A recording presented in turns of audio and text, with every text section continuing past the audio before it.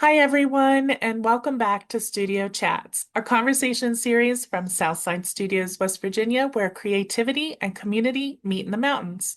I'm Jenny, one of the resident artists here at the studios, and today I'm thrilled to be joined by Emily Banocy-Newman, a fiber artist from Martinsburg, West Virginia, and the creative force behind Emily's Crafty Co.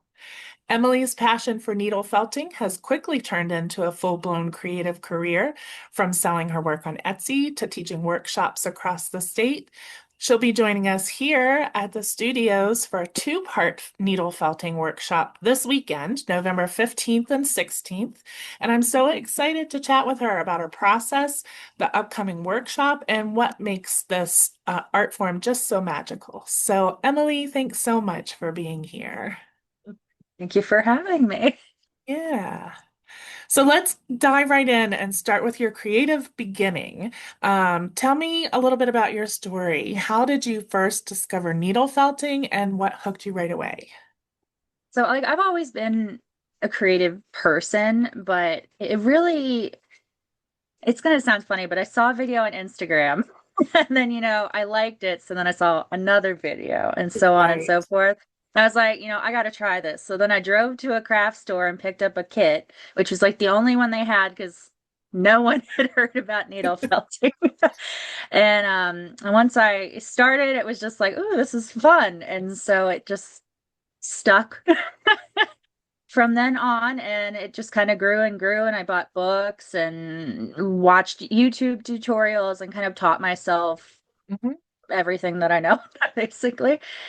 Um, yeah, so it just kind of evolved from like seeing a video one day, and now it's just a passion of mine. I love it. You never know where that creative spark is going to come from.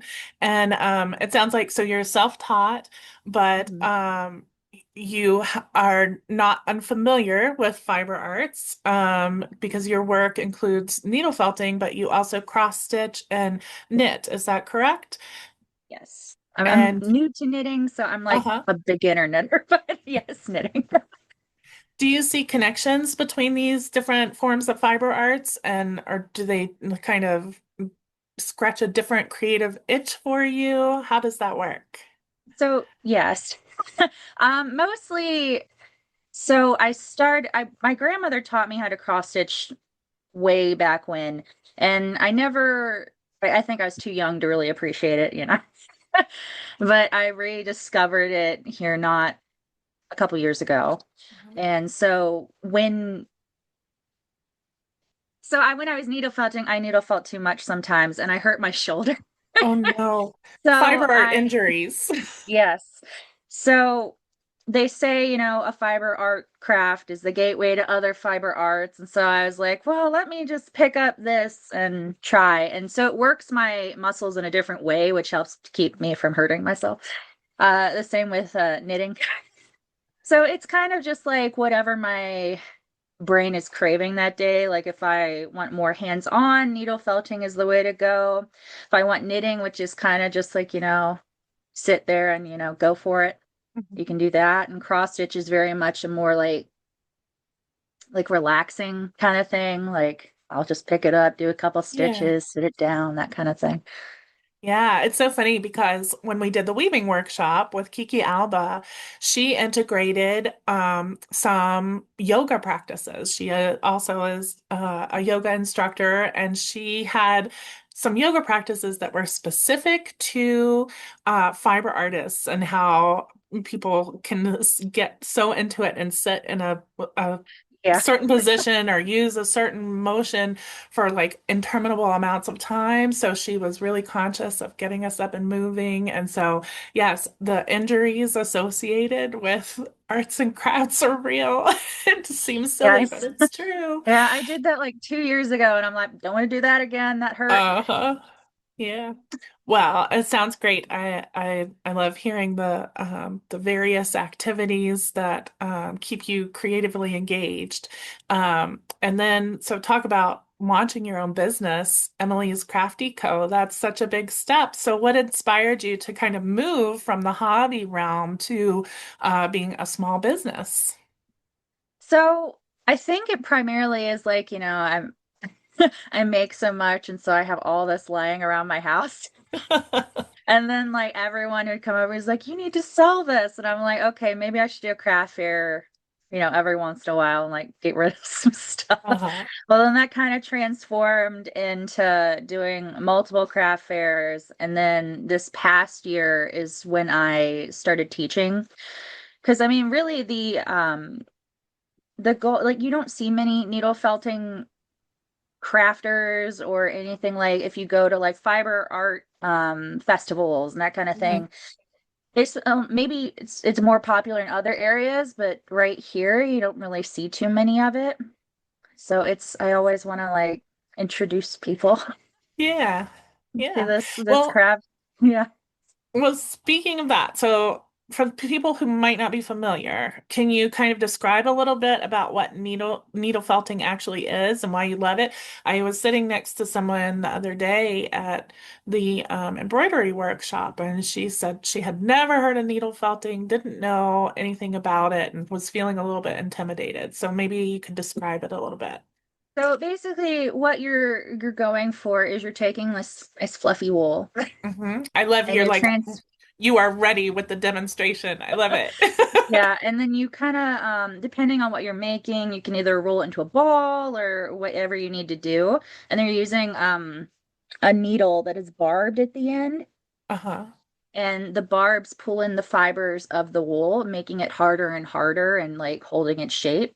Uh-huh. So that's basic Yeah. definition of needle felting.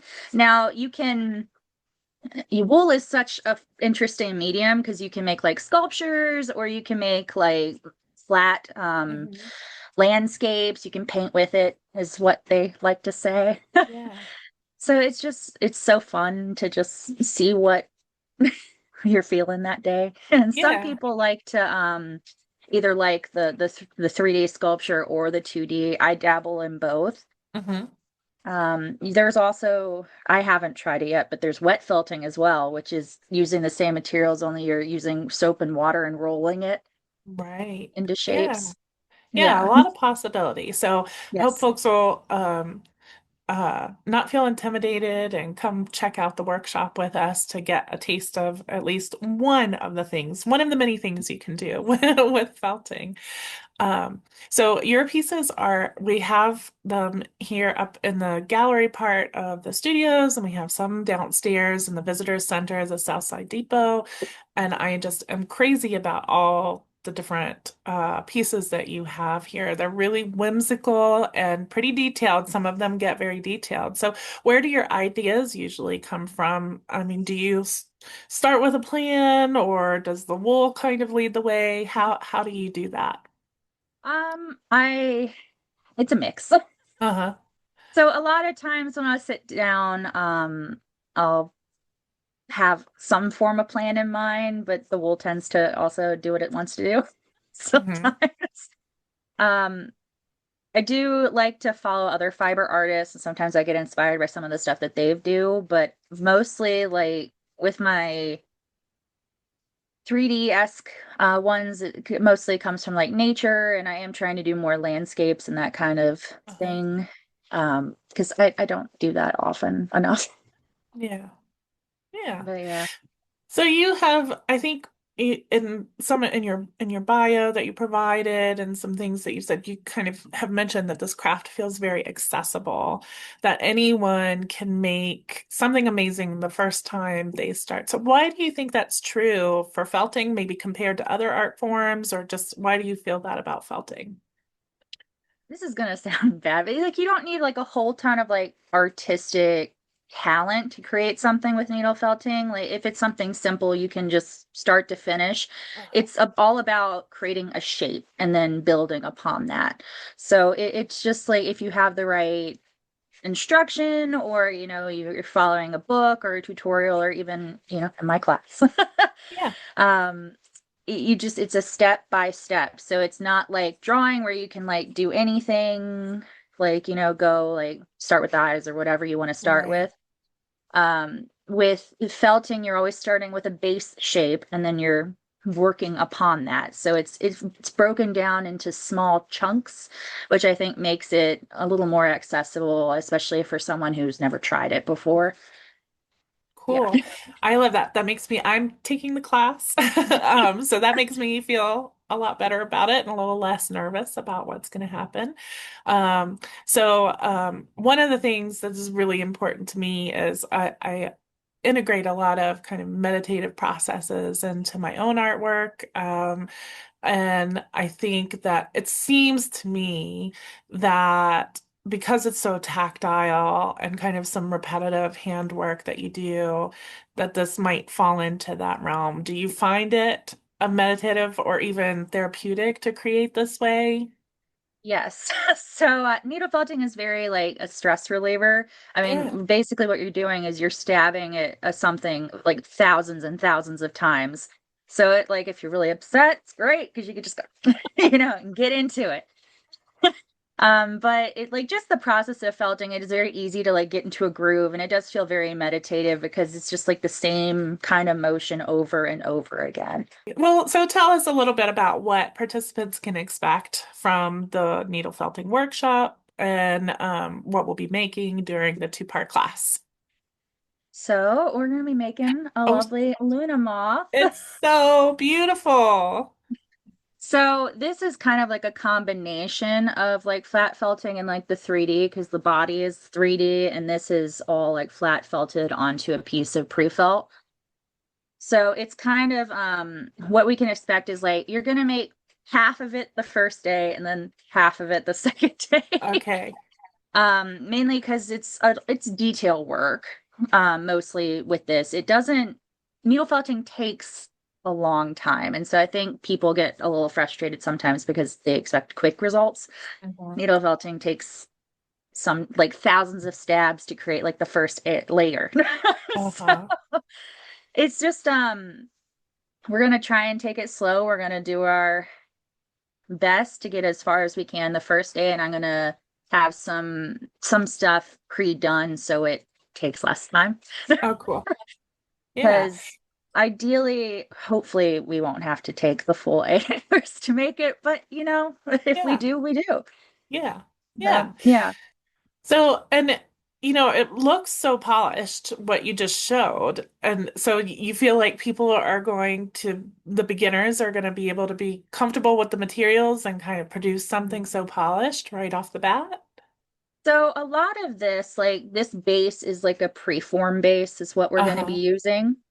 Now, I'm going to probably pre-cut the wing shapes for you guys just to save time. Uh-huh.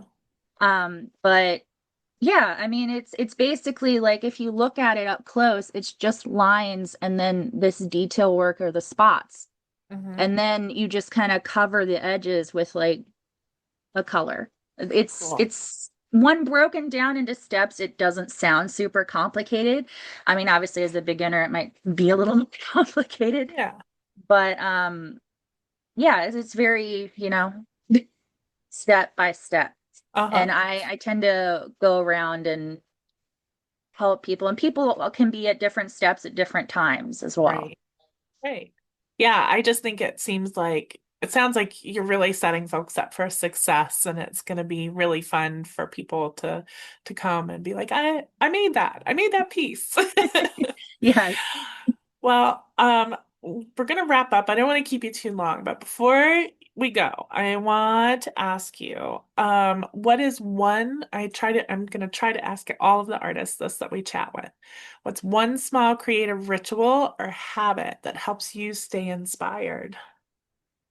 So for myself, it's always like looking at other artists, trying to new techniques. Hmm. Like always trying something new, like keep it fresh and just try to have fun with it because like while this is a business for me, it is also still a hobby. I don't want to, hate what I'm doing. Right. Yes. Yeah. Yeah. And where can people find your work online and follow along with Emily's Crafty Co? So I am on Facebook and Instagram under Emily Scratchico. Uh-huh. Yeah. And I mean, obviously I have an Etsy shop as well, but primarily I post on Instagram and Facebook. Okay. Great. And we will add links underneath the video so folks can go check out your work and follow along with you in your creative journey and see all the beautiful things that you're making. And, I mentioned at the outset that we have a number of Emily's pieces here at the studios and at Southside Depot. So they make fantastic gifts, and we're getting into gifty season. So come on by and check it out, even if you can't enroll in the class. You can come see some of her work here and maybe pick up something special. So, Emily, thank you so much for chatting with me today. I really appreciate it and for sharing your love of fiber art with so many people across West Virginia. And I'm excited to inspire some more fiber artists in our workshop. For those watching, Emily is going to be teaching the workshop here at Southside Studios as part of the Art of Cozy series, November 15th and 16th. You can find all the details on Southside Studios website. I'll link to that as well.